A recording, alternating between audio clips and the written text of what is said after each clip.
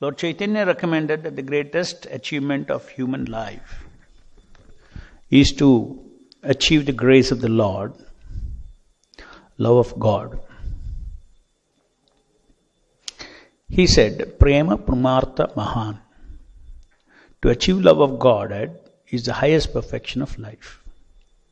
The same perfection is recommended by Kardama Muni to his wife. His wife belonged to a very aristocratic royal family. Generally, those who are very materialistic or who possess material wealth and prosperity are unable to appreciate the value of transcendental love of God. Although Devahuti was a princess coming from a very great royal family, fortunately she was under the supervision of her great husband, Kardama Muni, who offered her the best gift which can be bestowed in human life, the grace of the Lord or love of God. This grace of the Lord was achieved by Devahuti by the goodwill and satisfaction of her husband. She served her husband, who was a great devotee and saintly person, with great sincerity, love, affection and service. And Kardama Muni was satisfied. He willingly gave love of God, and he recommended that she accept it and enjoy it because he had already achieved it. Love of God is not ordinary commodity. Chaitanya Mahaprabhu was worshipped by Rupa Goswami because he distributed love of God, Krishna Prema, to everyone. Rupa Goswami praised him as Mahavadanyaya, a greatly munificent personality, because he was freely distributing to everyone love of Godhead, which is achieved by wise men only after many, many births. Krishna Prema, Krishna consciousness, is the highest gift which can be bestowed on anyone whom we presume to love. One word used in this verse, Nija Dharma Dohan, is very significant. Devahuti, as a wife of Kardama Muni, achieved an invaluable gift from her husband because she was very faithful to him. For a woman, the first principle of religion is to be faithful to her husband. If fortunately the husband is a great personality, then the combination is perfect, and the lives of both wife and husband are at once fulfilled. So Devahuti, receiving the special mercy from Kardama Muni, and that mercy was in the form of Kardama Muni blessing her with love of Godhead. As Prabhupada says, this love of Godhead is not ordinary commodity. It is distributed by Lord Himself as Chaitanya Mahaprabhu. Love of God has to be given by God Himself anytime, anywhere. Somebody has to have love of God. Then the Lord only has to give that love of God. In other words, one should hanker after love of God. One can only seek after love of God. One can desire love of God. One can hanker after it. But that potency of love of God, it has to be gifted by the Lord Himself. The reason being that love of God is something that the Lord sells Himself to the devotee. The love of God is given, then the Lord becomes the property of the devotee. Because that is the way the Lord, love of God means the Lord, the devotee becomes very dear to the Lord. So you can see that how the love of God is given to the devotees by the Lord Himself, and further distribution of this love of God is given to the devotees. Because the devotees know the actual value of the love of God. And unless somebody has qualified, another jiva has qualified with the attitude of servitude, humility, respect towards other living entities, unless these qualifications have been developed, the pure devotee who has the love of God will not pass it on.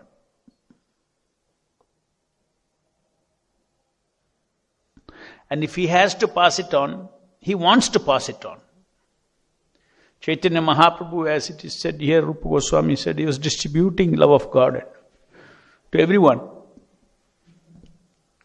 Rupa Goswami praised him as Mahavadanya, a greatly munificent personality, because he was freely distributing to everyone love of God, which is achieved by wise men only after many, many births. So love of God is not easily distributed, but how Chaitanya Mahaprabhu is distributing it freely. The reason why it is not distributed freely is because you need some qualification to have it. Otherwise the love of God is useless for a person who is lusty. Love of God is useless.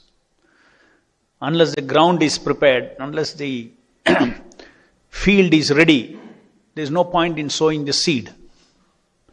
So in the same way, unless one has come to the point of ready for a life of service, ready for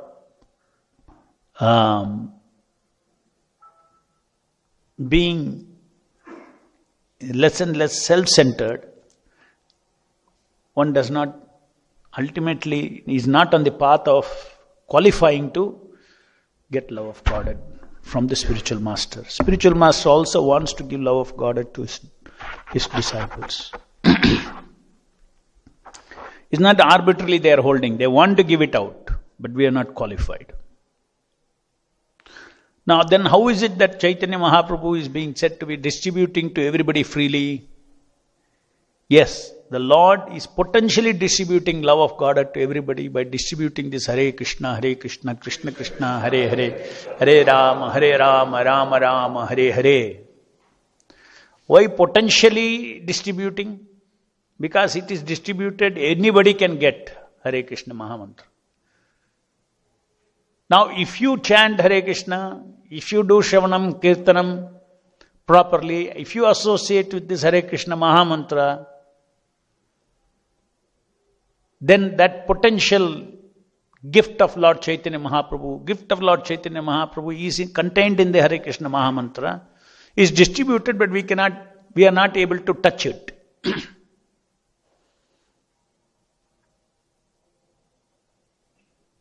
Hare Krishna mahamantra is the Chaitanya Rasa Vigraha. The Hare Krishna mahamantra, the sound Hare Krishna, the names of Krishna, is Chaitanya Rasa Vigraha. It is a Vigraha of Chaitanya Rasa. Is love of Godhead. It is contained in the Hare Krishna mahamantra. Hare Krishna mahamantra is Satchit Ananda sound. So it's distributed to everyone, isn't it? Now all over the world we distributed Hare Krishna mahamantra.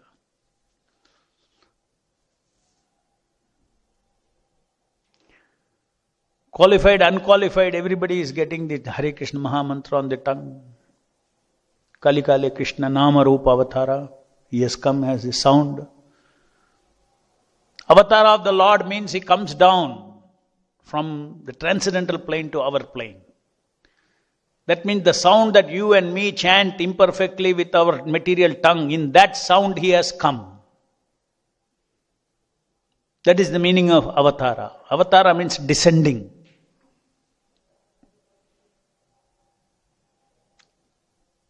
Just like in the form of the metal, wood or whatever the deity is made up of, which we can handle, which we can touch, which we can form, which we can shape, into that the transcendental form of the Lord descends, avatara. So avatara means in our plane he becomes accessible. So Krishna Kalikale Nama Rupa Avatara means the Lord has come in particular form as this sound Hare Krishna Mahamantra into our plane. Our plane means simply when I move my tongue and chant Hare Krishna, the God is there. Nam Nama Kari Bauda Nija Sarva Shakti. All the Shaktis are there in that material sound.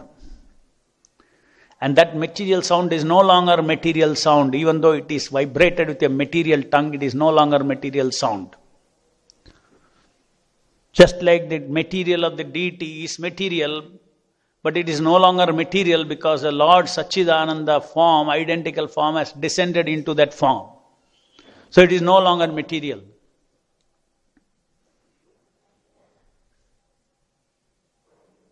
And it is through that seva to that avatara, to that descended form, we get purified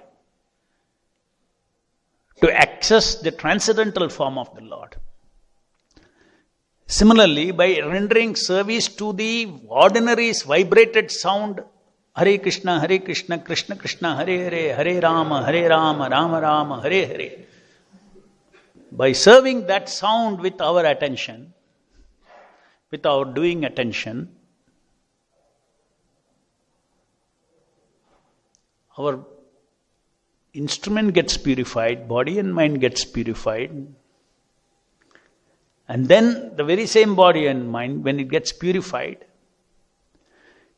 will be able to access the transcendental Nama of the Lord, which is what is spiritualizing this Nama with all the Shakti, this sound with all the Shakti.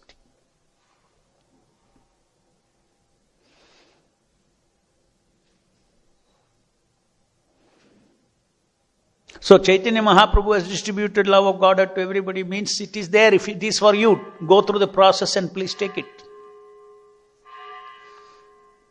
Now when you hear Hare Krishna, what is the process? You have to chant and hear Hare Krishna. When you chant and hear Hare Krishna, when you do your japa, you chant and hear Hare Krishna, the Hare Krishna has got the potency to, because it is Chinmaya Vigraha, because it is full of Chitta, it will push out ignorance from our heart. It will push out illusion from our heart. It will push out an illusory attitude of existence, of enjoyment from our life, from our heart. When these things are pushed out of our heart, it's pushed out of the heart. That is the Shakti of the Hare Krishna Mahamantra. Of course, not that, if you don't want it, it will not push it out. There is no substitute to no desire for the living entity. Nobody is, through a mechanical process is lifted up to back to Godhead. Nobody through a mechanical process is lifted up to be given love of Godhead. Nobody is. The living entity's desire is very fundamental. I want love of Godhead. Initially, when you come to Hare Krishna movement, you won't even know what is love of Godhead. But somehow, due to past good fortune, one meets a spiritual master, Srila Prabhupada, gets attracted. And then he starts chanting Hare Krishna, and that Hare Krishna actually enlightens us the value of the Hare Krishna. By chanting Hare Krishna Mahamantra, slowly we understand the value of Hare Krishna. Because you are serving the holy name as instructed by Srila Prabhupada. Because of that service, the Hare Krishna Mahamantra will reveal his true nature, step by step, that it is not ordinary sound.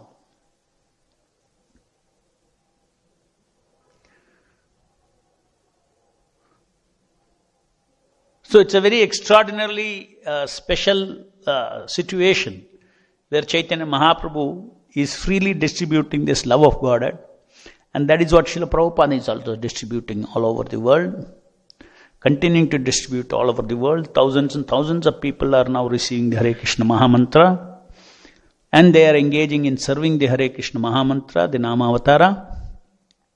And the Nama Avatara's Leela is to liberate the living entity from the three modes of material nature, lift them out of this material world and take them back to Godhead.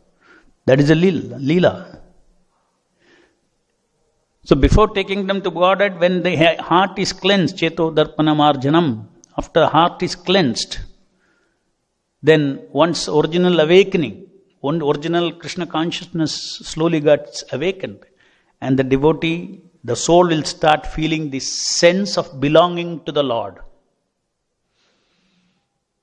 Love of Godhead means achievement of the original sense of belonging to God.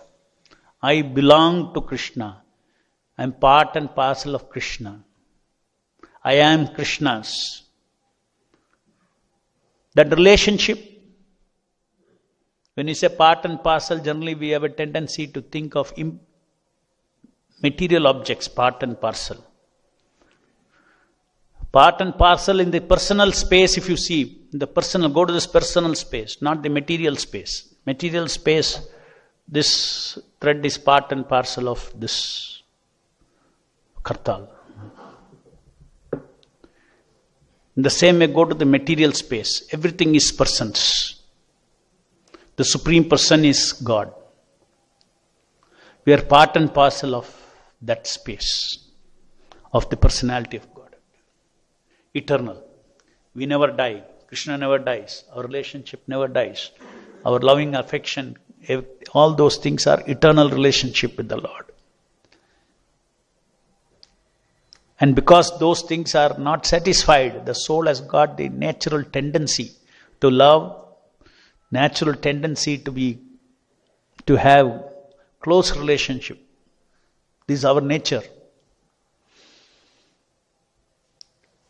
These two propensities, the propensity for love, propensity for loving exchange. Propensity for love means the propensity to feel oneself, sense of belonging, inseparable belonging, inseparable loving belonging, and loving exchanges with the Lord to whom we eternally belong. This is the constitution of the soul. The soul's eternal nature is to love God.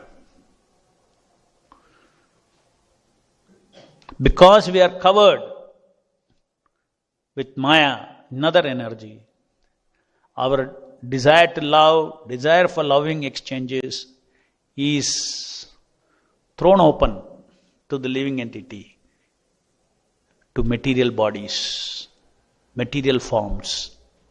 And that is how this Maya is keeping all the living entities under her clutches, taking advantage of our desire for love, desire for loving exchange. That's how she's trapped. How she trapped? She gives, apparently she creates bodies which are apparently Satchidananda.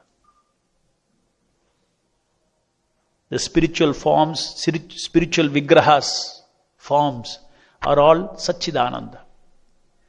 Spiritual vigraha, spiritual form is a personification of eternal identity, personality, eternal knowledge, pure knowledge, eternal bliss. All personalities are, all vigrahas, all forms in the spiritual world are filled with Sat, Chit and Ananda, or personification of the Sat, Chit, Ananda quality. Maya gives bodies in this material world. The Atma inside the soul is of the nature of Satchidananda. But that Atma is mistaken to be the body. The body is imitating the bodies of the spiritual world, which is full of Satchidananda. And we all believe that these bodies are Satchidananda. Why do we say so? Because nobody looks at what is inside the body, what this body is made up of. Only the appearance we go by. Is it not? Nobody sees things as they are. When you see a person, you don't see things as they are. If you see as they are, then there is no Sat, there is no Chit, there is no Ananda. There is Asat, Achit and Nirananda. There is Asat because this body does not last. This form does not last. Achit because it's naturally dead matter. This is also Achit, body is also dead matter. Nirananda because there is no Ananda at all there. It's not Ananda filled body at all. If at all with the body we are experiencing any Ananda, it is in the head. Pain and pleasure is chemically experienced. Maya is creating. So the body itself, when you want to embrace somebody, the original tendency is to embrace Satchidananda Vigraha. But in the material world, we believe or falsely think I am embracing a Satchidananda body, but actually it is, you are embracing two bags of flesh and bones and organs are embracing each other. That reality we don't see. Maya does not want us to see. Maya covers that so that this game has to go on. For those living entities who want love, who wants to belong to different things other than belonging to Krishna. This is the point. We want to belong to different things. There is no question of not belonging somewhere else. Every one of us want to belong somewhere else. Somewhere. Because we are parts. We are belonging to somewhere. We have to belong to somewhere. We have to belong to somewhere, to someone, we need to belong. Sense of belonging is required. And that's what we are spreading, that we are extending that sense of belonging to material things, material bodies, material relationship.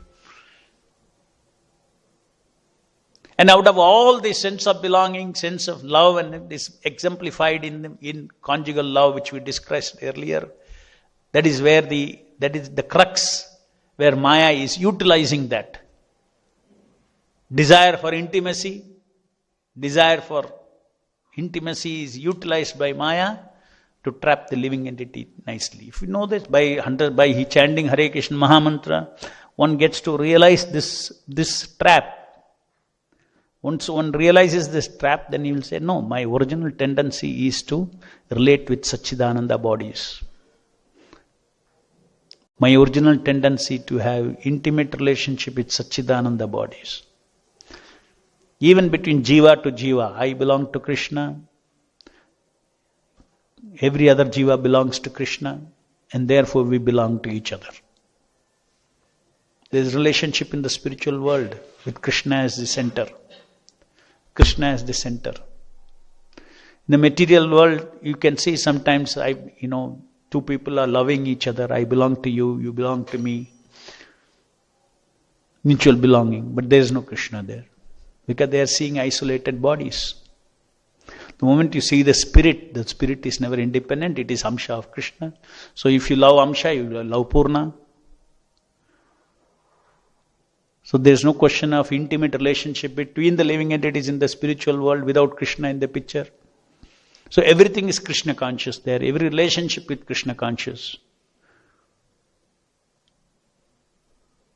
So in the material world, this relationship between the living entities in this material world is characterized by this original loving propensity transforming into lauding propensity. Everybody wants to lord over the other living entities. In the spiritual world, everybody is surrendering. Here everybody is lauding. This is an atmosphere of lauding, that is an atmosphere of surrendering. Every living entity is in the surrendering mode. Because there is no exploitation. You surrender because everybody is Krishna conscious. You can surrender to any other devotee. There is no problem. The atmosphere of surrendering.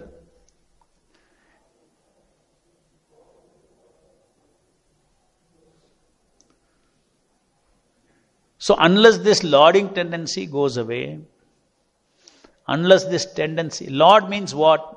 You supersede others' will. You supersede others' property, others' possession, without reference to their willingness. That is lauding.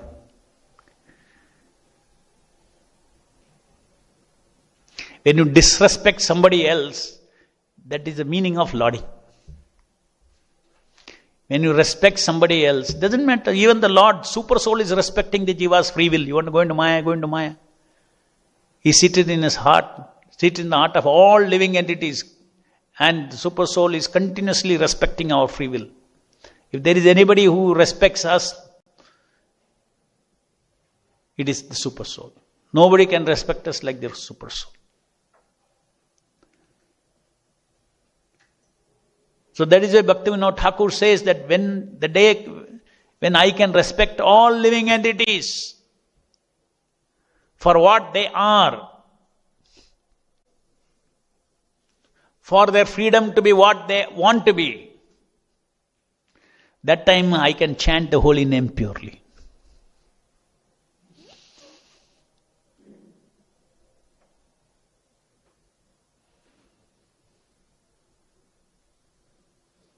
So this is a qualification from our side.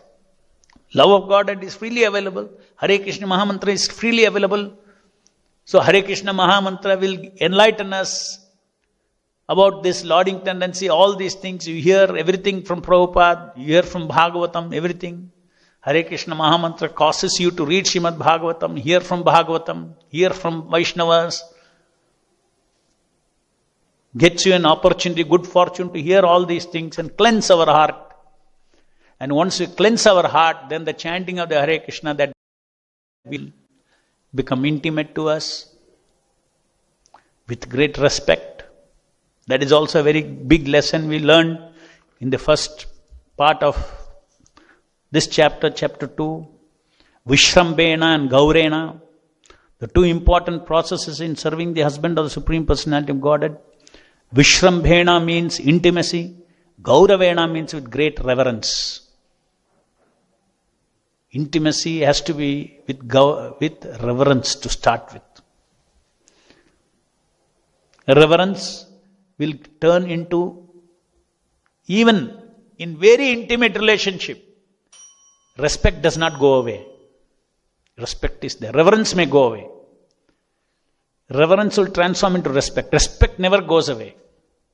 Respect is the most fundamental element. That is, respectful attitude is required for every jiva. Respect means you are recognizing the Lord's will, His creation.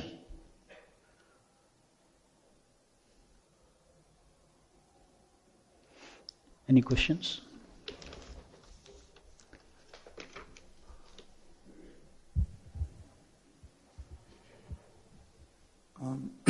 When we are doing service, Prabhu, that time, especially we are managing employees, and sometimes we are forced to,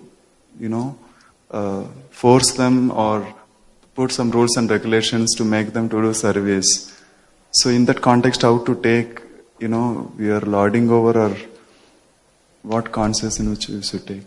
See, first you have to understand these principles very properly. Then only you can apply them. See, ultimately, we should know that whether we are respecting or not. It's not about external things. It's not about external things. That's why very deeply what is respect I am defining. An external conduct is not equal to disrespect or respect. You have to find out internally.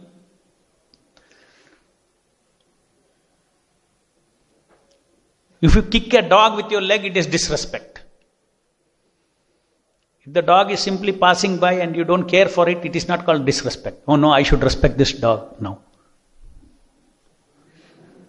I don't have respect for this dog. No.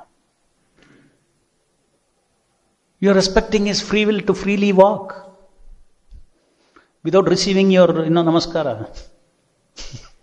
Because if you do namaskara, he'll think you are going to beat him. He'll run away. If you bend down to he'll think you're picking up a stone.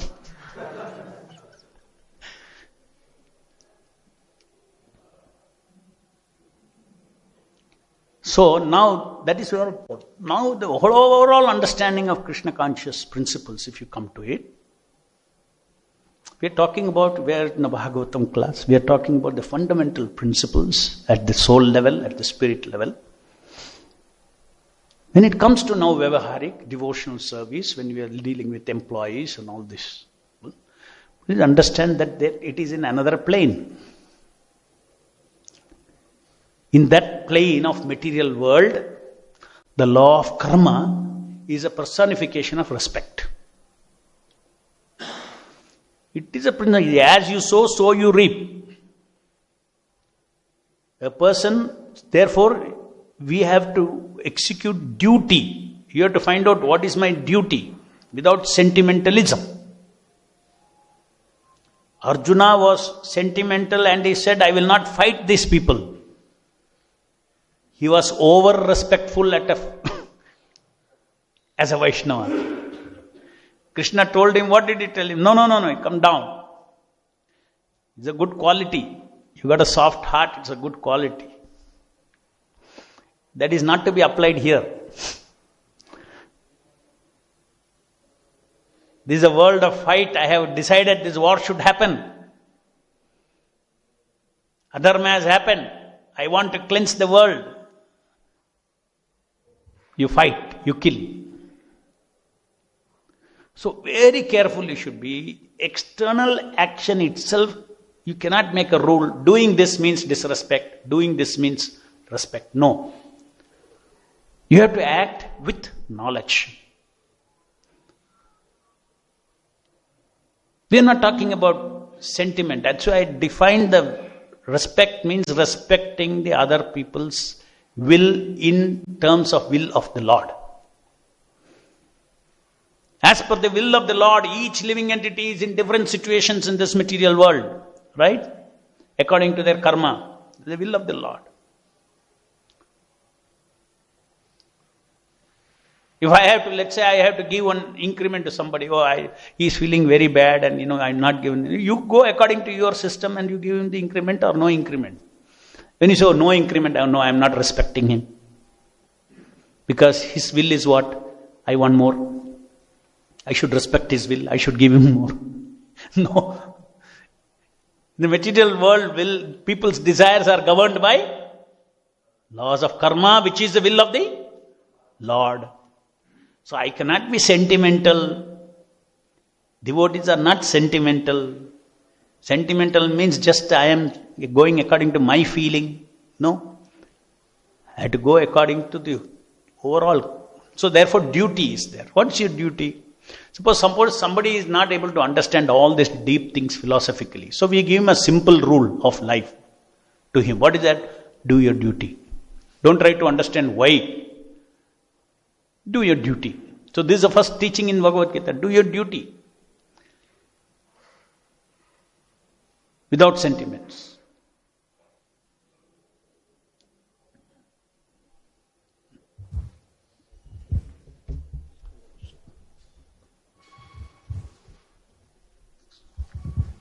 Hare Krishna, Prabhu. Hare Krishna. Prabhu, what is the difference between desire and ambition?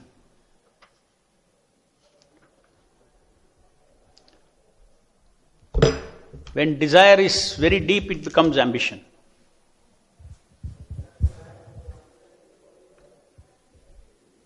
When there is a very deep aspiration for the desire,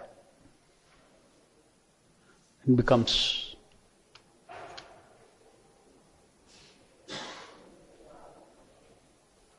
ambition. These are different words.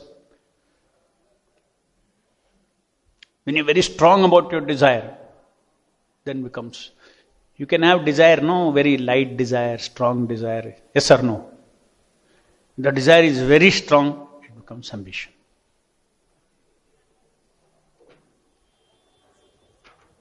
So ambition is a superlative. Superlative of desire.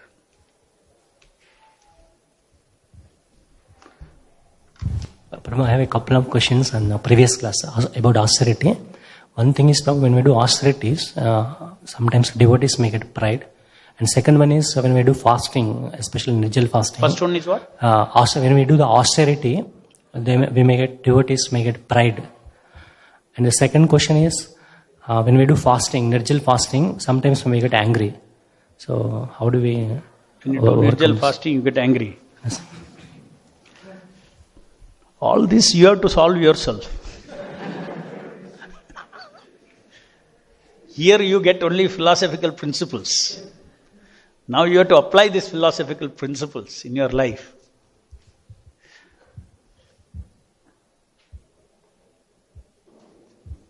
So those are skills and techniques. Skills and techniques come out of the philosophy of Krishna consciousness. So that you have to, what is the situation? Suppose you are fasting. Somebody is offending Prabhupada. You can get angry. Application is different.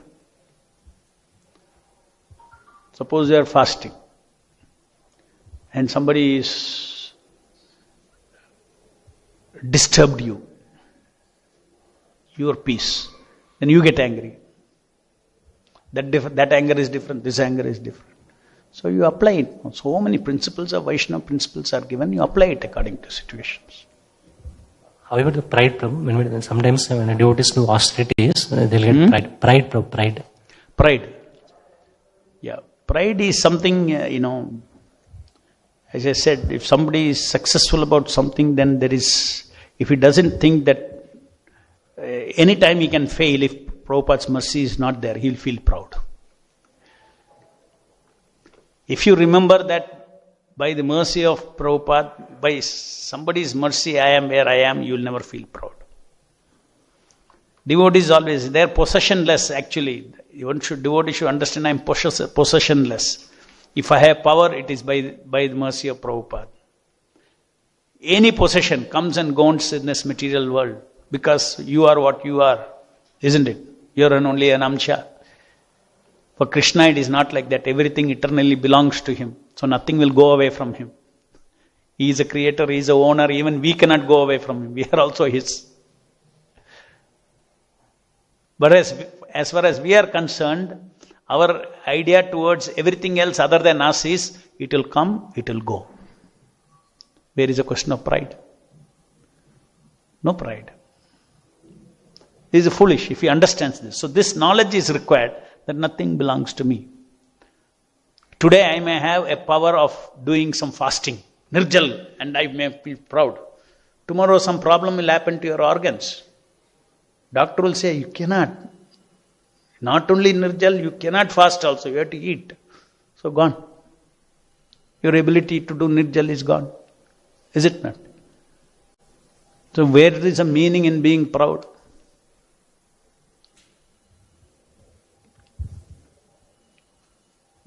Hare Krishna, Prabhu. You said Krishna is incarnated in this Kali Yuga as sound incarnation. What about the other yugas? What about in the other yugas, did Krishna not incarnate in this material sound? When we pronounce Krishna, so what is that sound in the other yugas? So only in Kali Yuga, if he is incarnate in the sound incarnation. What about the other yugas? What about other times? In other yugas, also Krishna Nama is there. Narayana's Nama is there. Specifically in this yuga, after Krishna's avatara, Krishna incarnates as Krishna Nama. In other yugas, in the Vedas and all, in Atharva Veda, in different places, Krishna name is given. But it is not popular. It's hidden in the Vedas. So Krishna Nama is a particular avatara of Kali Yuga. Kali Kale, Krishna Nama Rupa avatara. Krishna has come as Nama Rupa avatara. Now when it comes to names of Narayana and other names which are there, in other yugas, Rama is there. Right? All these names are there. Those names, just recall what I explained. There is a Shuddha Nama, which is an eternal, non-different from the Lord. As the Lord exists, His name also exists eternally. That Shuddha Nama can come into this material world in the tongue of pure devotees. If you have purity, it can come anytime.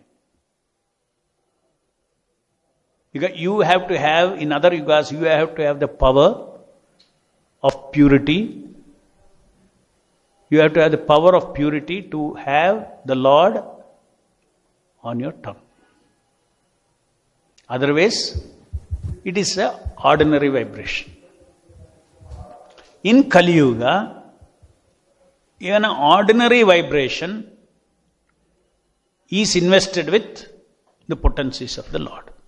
That is the meaning of avatara.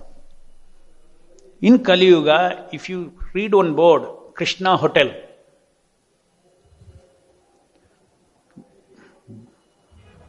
board is not avatara. That letter is not avatara. The moment you say Krishna Hotel, you get purified.